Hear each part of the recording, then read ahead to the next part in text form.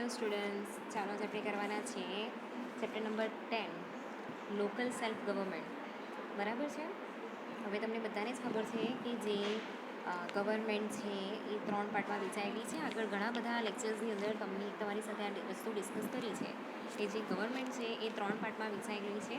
Main તો 2 છે, એક તો સેન્ટ્રલ અને બીજી છે સ્ટેટ. બરાબર છે. પણ સ્ટેટની અંદર બી લોકલ જે સેલ્ફ ગવર્મેન્ટ છે એ હોય છે. બરાબર. કોન્સ્ટિટ્યુશનલ સ્કીમની અંદર આ વસ્તુ આપેલી છે. ઓકે, જે અંદર અલગ અલગ છે, જેમાં એક છે પંચાયત. બરાબર છે. પછી મ્યુનિસિપાલિટી. બરાબર છે. તમને બધાને મ્યુનિસિપાલિટી ખબર છે. એમાં જે નગર પંચાયત આવે છે એ, મ્યુનિસિપલ કાઉન્સિલિંગ આવે, મ્યુનિસિપલ કોર્પોરેશન આવે. બરાબર છે. અલગ અલગ એરિયા વાઇઝ આ વેચાયેલું હોય છે. બધું ડિટેલમાં આપણે જોઈએ એક પછી એક. બરાબર છે.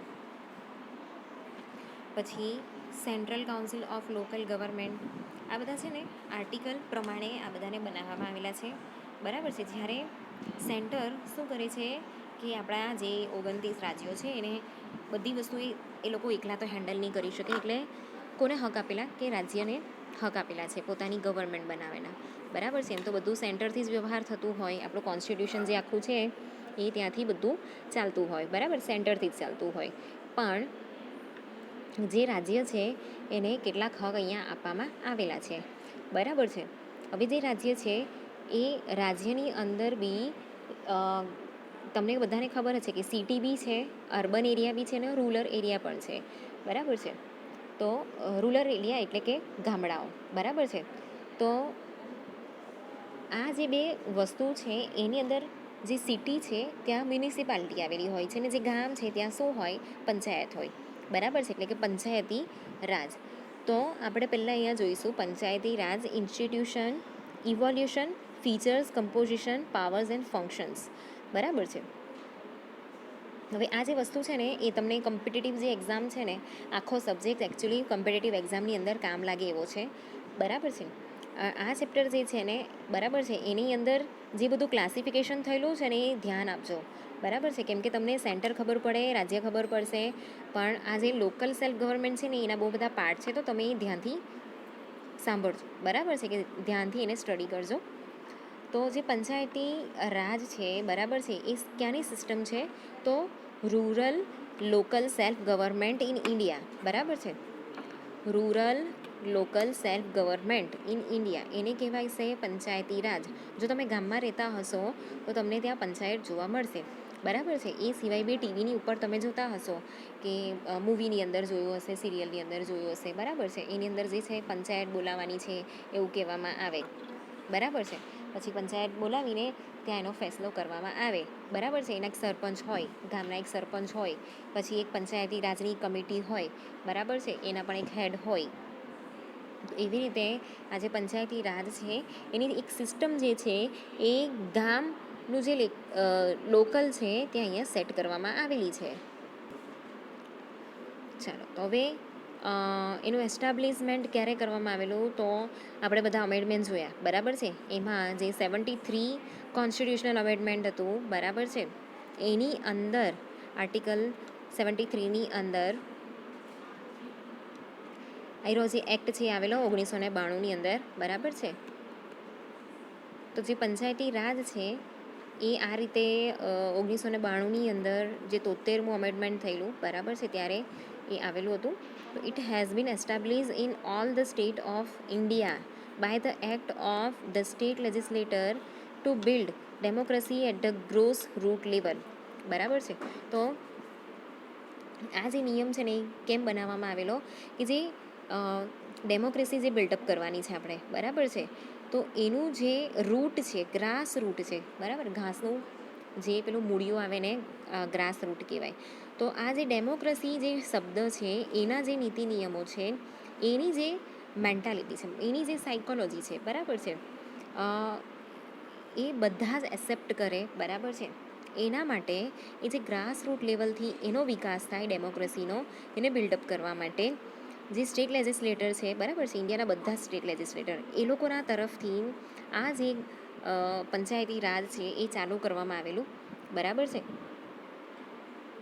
તો it is entrusted with rural development and was constitutionalise through the 73rd constitutional amendment act of 1992, 1992ની અંદર આવેલું હતું. બરાબર. હવે એનું ઇવોલ્યુશન કેવી રીતે થયેલું જો હવે આ છે ને કેવું છે કે પંચાયતી રાજ છે ને પહેલાં બી હતું જ. બરાબર. આપણે ત્યાં જ્યારે રાજાશાહી હતી ને ત્યારે બી ગામમાં સરપંચ હતા જ, ત્યારે બી પંચાયતી રાજ હતું જ. બરાબર છે. ને એ જે પંચાયતી રાજ છે ને જે ફેસલો રહે બરાબર છે. અત્યારે તો સુપ્રીમ કોર્ટ છે, હાઈકોર્ટ છે, લોકલ કોર્ટ છે, એવું બધું છે. બરાબર છે. પણ ત્યારે તો એ જ કોર્ટ હતી, એ લોકો સજા આપે તે ફાઇનલ. બરાબર. એટલે ત્યાં ફાંસીની સજા આપવામાં આવે તો પછી આપણે એવી એક્સેપ્ટ કરી લેવી પડે. બરાબર છે. પણ અત્યારે એવું નથી. તો પંચાયતી રાજ જે છે બરાબર એનો કોન્સેપ્ટ જે છે એ નવો તો નથી જ. બરાબર છે. કેમ કે ઇન્ડિયાની વિલેજની અંદર જે પંચાયત હતી બરાબર એમાં 5 મેમ્બર હોય. ઓકે. 5 મેમ્બરની જે કાઉન્સિલ હોય એને આપણે પંચાયત કહીએ છીએ. બરાબર છે. તો એ એન્શિયન્ટ ટાઈમથી એ ચાલતી આવેલી છે અને એક છે ને એ લોકોને એક એક્ઝિક્યુટિવ પાવર આપવામાં આવેલો હોય. બરાબર છે. બધો કારભાર સંભાળવાનો હોય કે માની લો કે આ તહેવાર છે. બરાબર છે. અને એમાં આપણે આટલી વસ્તુનું સ્પેન્ડિંગ કરવાનું છે તો એમાં આટલા પૈસાની જરૂર પડશે તો આપણે ફંડ કેવી રીતે ભેગો કરીએ તો એ લોકો વિચારી લે. બરાબર છે. પછી આ વખતે ચાલો કે વરસાદ ઓછો પડ્યો છે તો હવે આપણે કેવી રીતે બધો વ્યવહાર ચલાવવો તો એના માટે દૂધની ડેરી ખોલવી છે એને ચલાવવાનું છે તો એનો વ્યવહાર પણ એ લોકો જોઈ લે. જ્યુડિશિયલ પાવર બી આપવામાં આવેલો છે. મેં તમને કીધું એ પ્રમાણે કે પહેલાંના જમાનામાં તો કોર્ટ છે ને એ લોકો જ હતા. બરાબર. તો એ લોકો જે ફાઇનલ કરે ને જે સજા આપે ને એ ફાઇનલ. બરાબર. ફાંસીની સજા આપે કે પછી એ લોકો તલવારથી ડોકું કાપી કાઢવાનું કે બરાબર બધું જ એ લોકો કરી શકતા હતા એ ટાઈમ પર, જૂના ટાઈમ પર. પણ અત્યારે એ બધી વસ્તુ છે ને તો માન્ય નથી. બરાબર છે. ખાલી એ લોકો માની લો કે ગામની અંદર કોઈ ડિસ્ટર્બન્સ થઈ ગયું છે, કોઈ લડાઈ ઝઘડો થયો છે તો એ લોકો સોલ્વ કરી આપે. બરાબર છે. પછી ટેક્સ કલેક્શન છે, એવા બધી જે જવાબદારીઓ છે અહીંયા બરાબર છે એ અહીંયા એ લોકો નિભાવે છે. ઓકે. તો Gandhiji also held the opinion of empowerment of panchayat for the development of rural area. તો રૂરલ એરિયાના ડેવલપમેન્ટ માટે આ જે પંચાયતી રાજ છે બરાબર કે જે પંચાયત છે એના માટે જે ગાંધીજી છે બરાબર એ પણ લાઈક એના ઓપિનિયન કેવા હતા કે જે પંચાયત રાજ છે બરાબર છે એનું ડેવલપમેન્ટ ત્યાં થાય રૂરલ એરિયાના ડેવલપમેન્ટ માટે. બરાબર છે. Thus recognising their importance our constitution maker included a provision of panchayat in part 4 of our constitution એટલે કે directive principles of state policy. બરાબર છે. એની અંદર આ જે પંચાયત રાજ છે બરાબર છે એની ગોઠવણી કરવામાં આવેલી છે કે બધા ગામમાં એ હોય જ.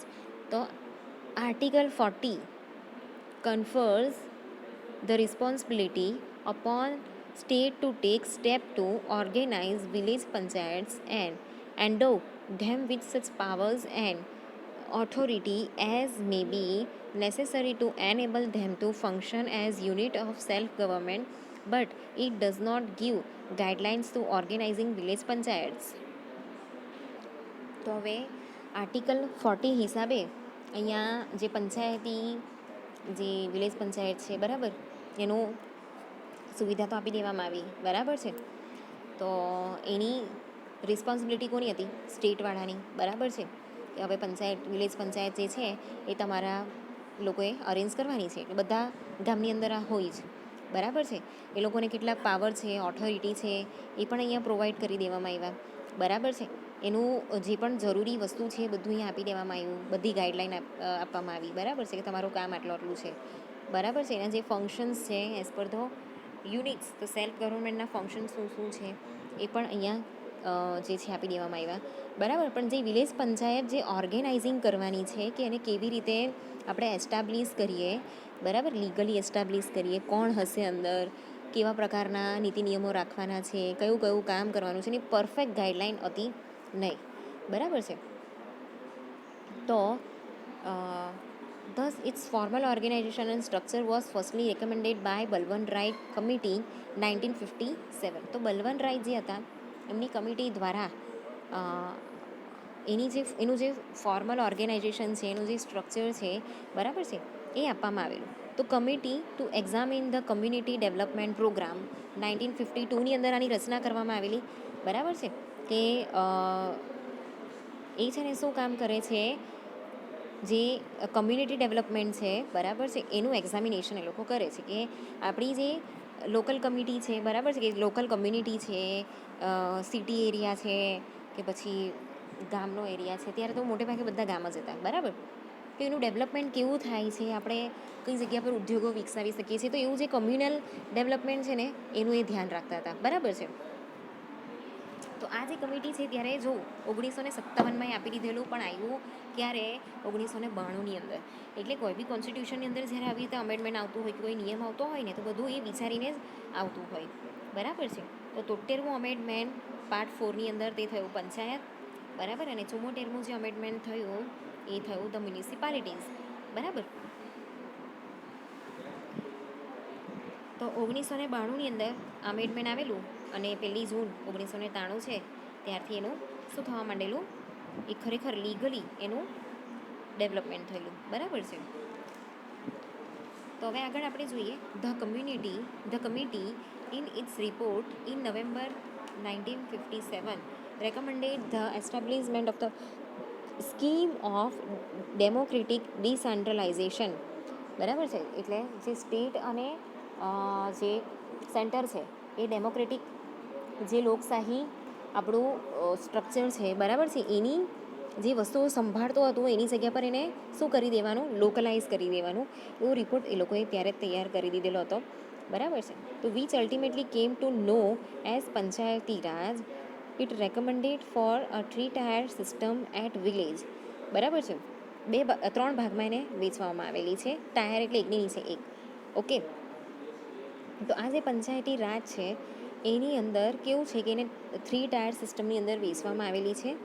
તો વિલેજ, બ્લોક અને ડિસ્ટ્રિક્ટ લેવલ, બરાબર છે. તો એક ગામની હોય, બરાબર છે, પછી એની અંદર છે ને એક બ્લોક હોય, બરાબર, જે તલાટી કહીએ ને કે આ એરિયાના તલાટી આ છે, તો એ બ્લોકની અંદર એ લોકો આવે. એના પછી આવે ડિસ્ટ્રિક્ટ લેવલનું, બરાબર છે. એટલે માની લો કે તમારું ગામ આવેલું છે કોઈ એક એરિયાની અંદર, બરાબર છે. લાઈક સુરતની અંદર છે પાલ, અડાજણ, રાંદેર, ઉધના, પાંડેસરા, ભેસ્તાન, ડિંડોલી, ગોડાદરા, તો એ થયું બ્લોક, બરાબર છે. હવે ડિસ્ટ્રિક્ટ કયું લાગશે, આપણું સુરત. તો એવી રીતે આ જે પંચાયતી રાજ એ ટાઈમ પર આ રીતે 3 ભાગમાં વેચવામાં આવેલું, બરાબર છે. And it is also recommended for direct election of village level panchayat, અને ત્યાં પણ ડાયરેક્ટ ઇલેક્શન થવું જોઈએ. એટલે જેવી રીતે ઇલેક્શન થાય છે ને એવી રીતે અહીંયા ડાયરેક્ટ ઇલેક્શન થવું જોઈએ, બરાબર. તો Rajasthan was the first state to establish Panchayati Raj at it started from Nagaur district on October 2, 1959. તો રાજસ્થાન જે છે, બરાબર છે, એ પંચાયતી રાજ કરવાવાળા પહેલું એવું સ્ટેટ છે, બરાબર છે. એ લોકોએ 1959ની અંદર 2 ઓક્ટોબર ગાંધીજીની બર્થડે 2 ઓક્ટોબર 1959ની અંદર જે આ પંચાયતી રાજ છે ને એ નાગોર ડિસ્ટ્રિક્ટની અંદર સ્ટાર્ટ કરેલું, બરાબર છે. ને ત્યારથી આ પંચાયતી રાજ જે છે એ સ્ટાર્ટ કરવામાં આવેલું ને લાઈક મેં ન્યૂઝમાં એવું જોયું છે કે કેટલીક વાર છે ને આ જે વસ્તુ છે ને એનો ખરાબ યુઝ કરવામાં પણ આવ્યો છે. મતલબ કોઈ ગુનેગાર હોય એને બરાબર ચકાસે નહીં, બરાબર છે ને, એ લોકોને કેવું છે કે મોતની સજા આપી દે, કે એ લોકોને ગમે તે સજા આપી દે, ગમે તે બ્લેમ કરી દે, બરાબર છે. તો આ જે પંચાયતી રાજ છે ને, બરાબર છે, એને થોડુંક કેવું છે કે એના પર રિસ્ટ્રિક્શન લાવવું પણ એટલું જ જરૂરી છે. તો after this Ashok Mehta committee on Panchayati Raj was appointed in December 1977 and in August 1978 submitted its report with various recommendations to revive and strengthen the declining Panchayati Raj system in the country. ચાલો, તો 1977ની અંદર અશોક મહેતા કમિટી જે છે, બરાબર છે, એ પંચાયતી રાજ માટે અહીંયા અપોઇન્ટ કરવામાં આવેલી અને ઓગસ્ટ 1978ની અંદર એક રિપોર્ટ સબમિટ કરવામાં આવેલો, બરાબર છે. એની અંદર અલગ અલગ પ્રકારના રેકમેન્ડેશન્સ હતા, જેની અંદર જે પંચાયતી રાજ છે એના રૂલ્સ રેગ્યુલેશન રિવાઇવ કરવાના અને એને સ્ટ્રેન્થન બનાવવાના, બરાબર છે, એ બધા જે વસ્તુ છે અહીંયા આપવામાં આવેલી, બરાબર છે, કે પંચાયતી રાજ જે છે કન્ટ્રીના ડેવલપમેન્ટ માટે કે એના સ્ટ્રક્ચર માટે કેટલી જરૂરી છે એ કહેવામાં આવેલું. તો its major recommendation were two tier system of panchayat, regular social audit અને રિપ્રેઝન્ટેશન ઓફ પોલિટિકલ પાર્ટીઝ. બરાબર છે. તો અહીંયા બે પાર્ટ પાડવામાં આવેલા એના. તો એ કયા કયા છે? રેગ્યુલર સોશિયલ ઓડિટ, બરાબર છે, અને representation of political parties at all level of Panchayati election. બરાબર છે. તો provisions for regular election, reservation to SCs and STs in panchayats and minister of Panchayati Raj in state council of ministers. બરાબર છે. તો અહીંયા પણ છે ને એ લોકોના ઇલેક્શન વખતે કેવી જોગવાઈઓ કરવામાં આવેલી છે કે રેગ્યુલર ઇલેક્શન થાય, રિઝર્વેશન ઓફ SC અને ST, બરાબર છે. પછી minister of Panchayati Raj in state council of ministers. જે સ્ટેટ કાઉન્સિલ ઓફ મિનિસ્ટર્સ એ રાજ્યસભાના જે મિનિસ્ટર્સ છે એની અંદર આ જે પંચાયતી રાજ છે એના મિનિસ્ટર પણ હોવા જોઈએ. ઓકે. તો આ રીતે જે પંચાયતી રાજ છે એનું આ નીતિ નિયમો અહીંયા રેકમેન્ડેશન જે છે એ આપવામાં આવેલું હતું. બરાબર છે. એના પછી જે GVK રાવ કમિટી છે એમને 1985ની અંદર અગેન ફરીથી અપોઇન્ટ કરેલી હતી. એ લોકોએ રેકમેન્ડેશન્સ આપ્યું જેની અંદર જે પંચાયતી રાજ ઇન્સ્ટિટ્યુશન છે, બરાબર છે, એની જે સ્ટ્રેન્થ વધારવા માટે એ લોકોએ કેટલાક અહીંયા ફરીથી રેકમેન્ડેશન્સ આપેલા હતા. તો હવે આગળનું જે છે એ આપણે આવતા લેક્ચરમાં લઈશું.